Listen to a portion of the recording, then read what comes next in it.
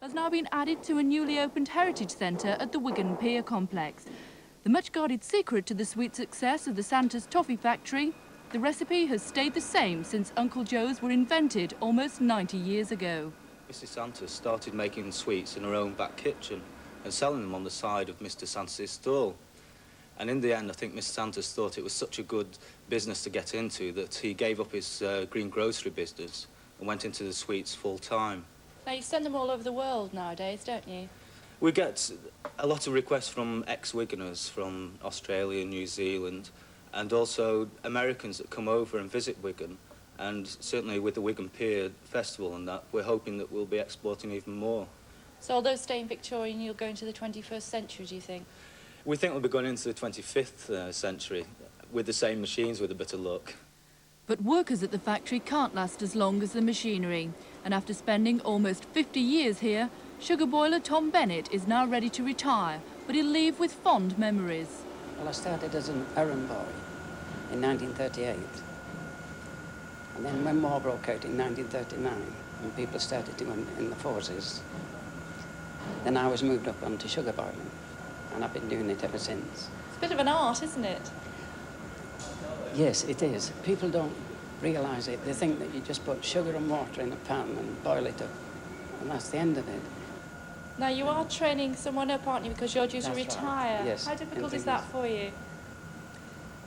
Well, it is difficult because you're teaching them 40 years' experience in 3 years. But once taught, the new boy will be allowed into the secret of the Uncle Joe's mint ball, a recipe which so captivated northern comedian Mike Harding, he wrote a song about the production line. There's a place in Wigan, a place you all should know, a busy little factory where things are all to go.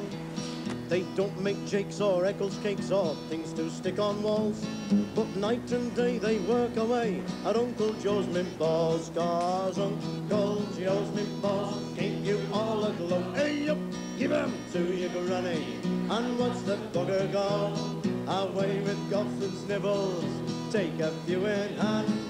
So come and see, you'll agree they're the best in all the land. Da, da, da, da.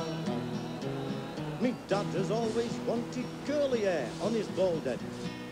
Try an Uncle Joe's mint ball, that's what the doctor said. So he got an Uncle Joe's mint ball and he sucked it all night long. When he got up next morning, he'd hairs all over his tongue. 'Cause Uncle Joe's mint balls keep you all aglow. Hey up, give 'em to your granny, and once the bugger gone, away with coughs and snivels, take a few in hand. So come and see, you'll agree they're the best in all the land. Well, these are the finished sweets. The recipe dates back to 1898, but I'm assured they taste just as good today as they've always done. Kay Burley, TVAM in Wigan. And a very good morning to Wigan. And tomorrow in the last of our reports from Lancashire, Kay Burley visits a Burnley mill, closed down 4 years ago, but now to be reopened by Prince Charles and still powered by the same machinery. It's interesting, actually, on a football front. Burnley, 25, 26 years ago, won the First Division title. They're now in the 4th Division. Wigan weren't even in the league, and now they're a division above Burnley. Now, there's a thing. Well, divisions of you what? You knew that, didn't you? Divisions of what? Football league divisions. Ah, yes, thank you. How times change. I thought maybe you meant mint-making divisions or something like that. But here are the old mint balls. Hey, good old Uncle Joe. Yeah, I was dying to try one of those, but the coal minister nicked the last one. Obviously very popular down here. Do you know Wigan at all? Because you worked I worked in the north, yes. I mean, the thing about Wigan is it's one of those place names like Bootle and Penge and Tooting that make people laugh quite unjustifiably, I'm sure. No, it's most unfair. Why should Wigan Well, I think it's partly to Uncle Joe's mint balls, which, as you say, is an unfortunate double entendre. Did you know... I never said that. Well, I think you said ill... What was it? What was the phrase? I can't remember now. Yes, but, ill-phrased or something, yes. Anyway, carry on. But did you know another ancient British culinary institution, the HB sauce, which was invented in 1896? I'm the Just Fancy That corner, incidentally. It used to have a little French phrase on it because it wanted to show that it was a rather classy number, and the French phrase was, you know, without any preservative, aucun préservatif. Unfortunately, in French, that's double entendre for no contraceptives in here. And it's had to be taken off after the French actually pointed this out. And it's also, I don't know how to connect these two Just Fancy That facts, but Saudi Arabia considers HB sauce to be an aphrodisiac. I don't know what they think about Uncle Joe's milk balls. Well, now I stunned you, haven't I? Well, there's not a lot of answer to that, is there? Do you also know in the Just Fancy That corner that if you've got a cordless telephone, one of those cordless telephones, a radio hand can listen in on all your phone calls? Well, he's welcome to listen into mine. That's The what it dullest says. things are alive. In today's Daily Mail. Another thing that interested me in today's Daily Mail is Yes, totally we're unconnected. stunning each other into silence, aren't we? The armed bodyguards are the best-selling feature of a new programme for business travellers offered by the world's largest travel company, Thomas Cook's. So if you want to go to somewhere that may be a bit dicey, they will offer you an armed bodyguard as well. Well, That's pretty nice, staggering, I must isn't it? say. Yes, absolutely. Sign of the times. Absolutely. This is what worried businessmen want, says Travel Boss.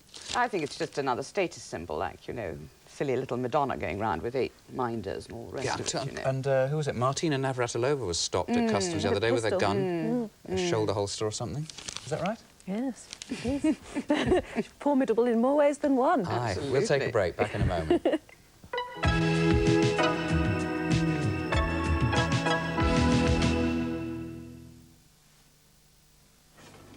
You know what good bacon has written all over it.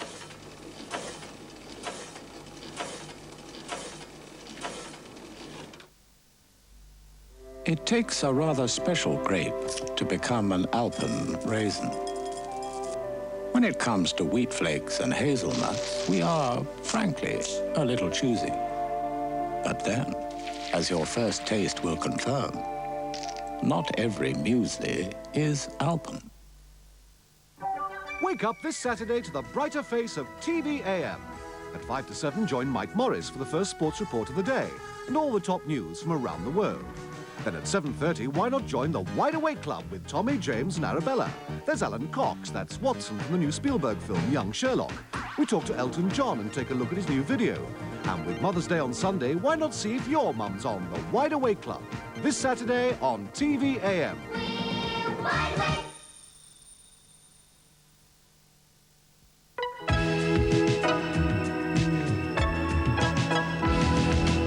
It's Popeye time, and Anne Leslie, who's been with us all morning, felt she couldn't compete, so she's about to leave us. But before you go... Oh, I was terribly please have unfair one to of the Uncle coal Joe's minister. Yes, he had Goodness. one, but there's still some left. It's my little brekkie. Will you treasure that? I will. Thank OK, you. Anne, thanks for being with us. Bye-bye. It's good to see you. Let's have some happy birthdays, shall we, to little Amy Head, this is, from Warminster. She's 4 today. Young Marcus Joseph from Bow in East London is 9 today. And twins Matthew and Michelle Bust are both 7 today. Happy birthday, all of you. Here he is, Papa.